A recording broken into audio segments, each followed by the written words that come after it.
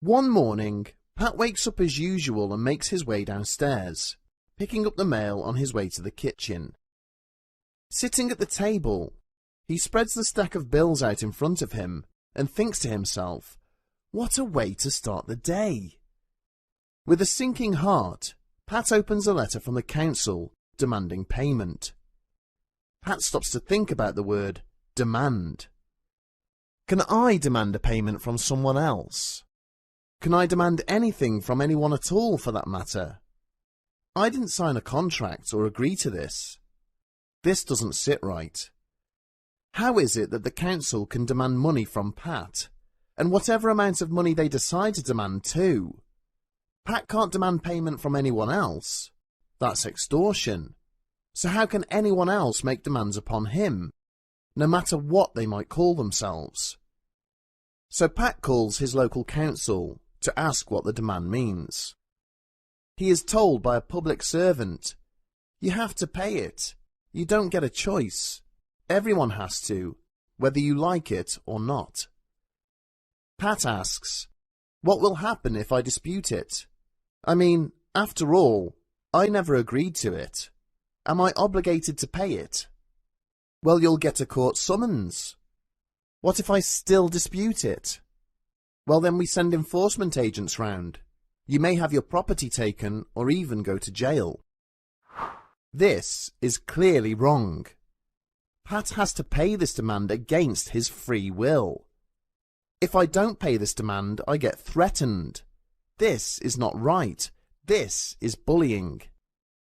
Nothing about this makes sense. It's outrageous that our councils use force against us.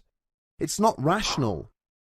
How is it that the very people who are meant to work for us are actually harming us? Pat's heart is pounding and it's making him sick. This is serious. Pat is not refusing to pay the money. It's way beyond that. This is being forced to comply against his free will. It's not fair or just. It's not lawful. It's slavery. What authority does any human being think they have over another? We are supposed to be free from servitude. Pat is standing up for what is right. No more passive obedience. He will not be bullied any longer. It's the principle Pat is disputing, not the payment. Eventually, Pat comes across a document that starts to make some sense of things. The Bill of Rights. It begins in the year 1688 and the Glorious Revolution, where the people rid themselves of King James II and created the Bill of Rights to protect the people of England from any harm forever. It says very clearly that nothing can be done to the prejudice of the people. No king or queen, their government or parliament may harm the people. It's the people's protection. With this in hand, Pat is lifted, and better yet, the 1700 Act of Settlement declares the Bill of Rights as forever, and that law, our remedy for harm, is our birthright. And so, neither the king nor queen, their government nor parliament may cause harm, and all answer to the law. Finding all this out makes Pat feel superb. Pat now knows that law enables him to live his life without any interference. It protects everyone from having to do anything against their free will and without their consent. Pat finds out another interesting thing that makes him feel even better still. The Bill of Rights only gives Parliament the authority to control the government, not the people. So Pat asks himself, when did Parliament start controlling the people then? By what authority do they think they have the right to tell people what to do? So Pat writes a letter. Dear Council, when was Parliament given authority to impose duties and obligations on people without their consent or free will? When did they elevate themselves above the people? Who gave authority for Parliament to impose their will upon whomsoever they choose, to take what they want, when they want? Finally, When did I become obligated to comply with Parliament's demands? I would like to know. Sir Pat waits for an answer. He is waiting, still. Pat, like many of us, hasn't received a clear answer from the council. He's left with simple questions. When and where did the authority to force compliance come from? It's no wonder that he's confused. So Pat digs into history.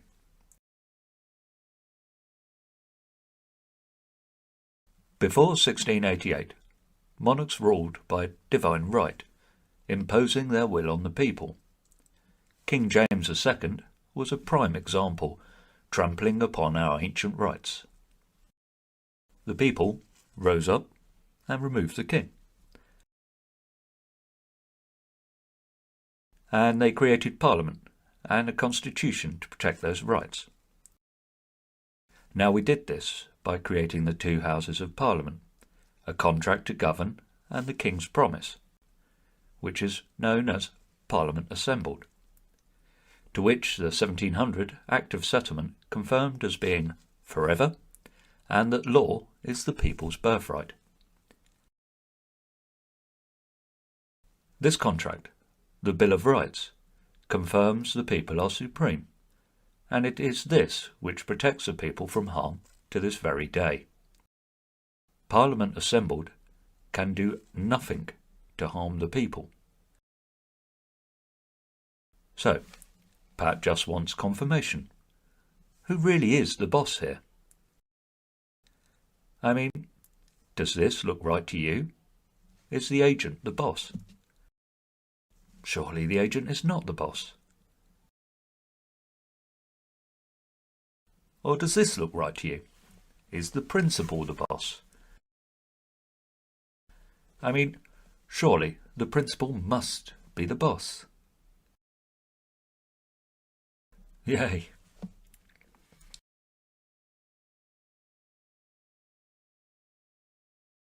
Pat finds undeniable proof the Bill of Rights 1688 is current and enacted.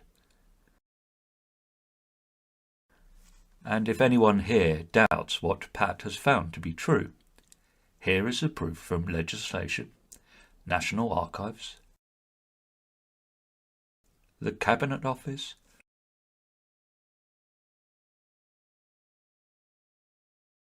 and even Parliament themselves.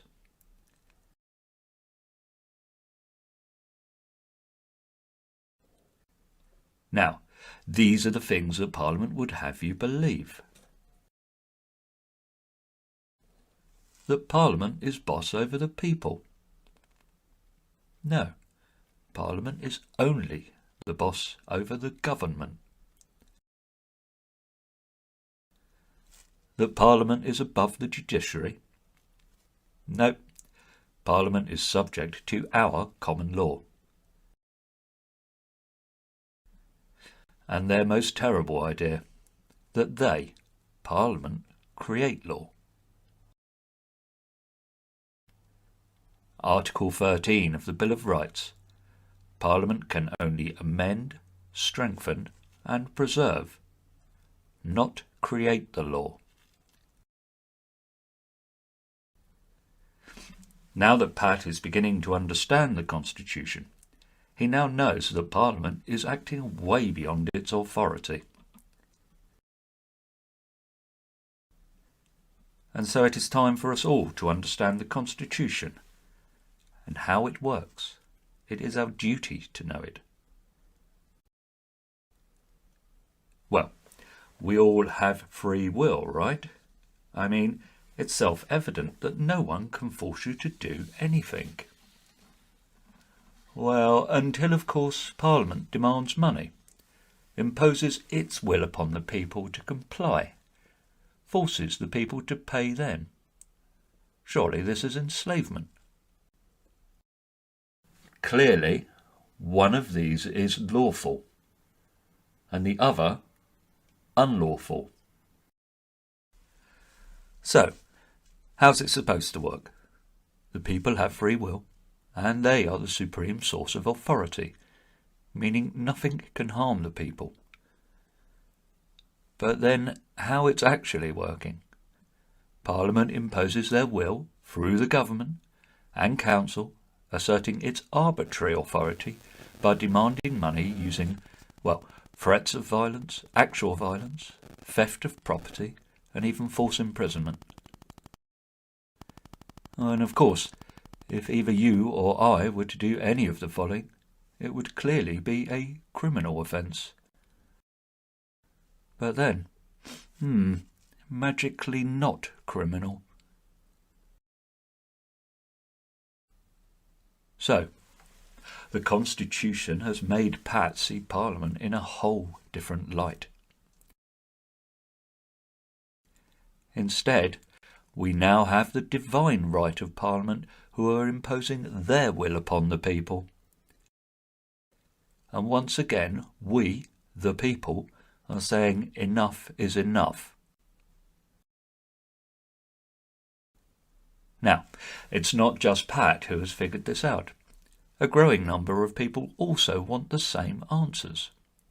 On April the 1st, 2022, the No Obligation Challenge was launched, asking these simple questions about our obligation to comply with any demand. Now let's be clear. This is not about not paying, getting away with not paying, or cheating the system. It is all about the principle of not being forced to do anything against your free will. Being threatened with violence, actual violence, theft of your property, or even imprisonment. This is all about the lawfulness of any demand. And, well, we've even gone as far as offering prize money. Now, an obligation simply means what two or more people agree to do or not do. An agreement, properly made, creates enforceable law. But Parliament have had, no meeting of minds, and hence no agreement with us, so no enforceable law is ever created. So we would like to know, what makes 650 MPs believe they can create obligations for 67 million people? So which is it? So yes, obviously, there can only ever be a one-way obligation to the people from Parliament. And frankly, he cannot believe what he is seeing. Legal advisers and magistrates all over the UK are subverting the rule of law. Courts are deciding cases without properly considering evidence. Legal advisers are ignoring due process. These places have become administrative courts. They are just doing what they are told. So, what system are we supporting? The will of Parliament or the will of the people? Now, we have given the councils and the courts chance after chance to do what's right, the benefit of the doubt to do their jobs properly, friendly reminders and warnings. And yet, if they still choose not to do their jobs properly, we, the people, must finally hold these people accountable in their private capacity. The people demand a fair and just system, precisely as set out in our Constitution. Parliament cannot obligate the people. Parliament cannot impose their will upon the people. Parliament cannot cause harm to the people. And after all, this is how it's supposed to work. Okay, so who is obligated to answer Pat's questions? The Nolan Principles provide a guiding framework for those in public office to act with integrity, honesty, and accountability. And public office holders are servants of the public. as confirmed by the Localism Act 2011 Code of Conduct. So let's put the relationship into clear perspective. And seriously, why would we have it any other way?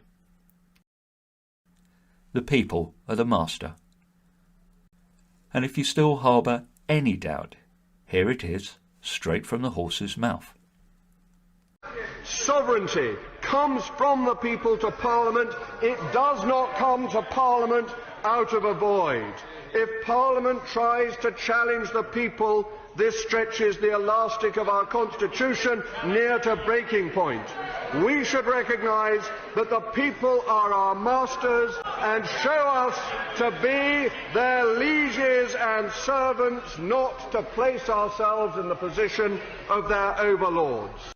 With regards to your comment about the Council's obligation to the public, yes it is. No debate, no discussion on that point. We're here to serve the public. We represent the public and we operate as a local authority for the residents of Colchester and the area.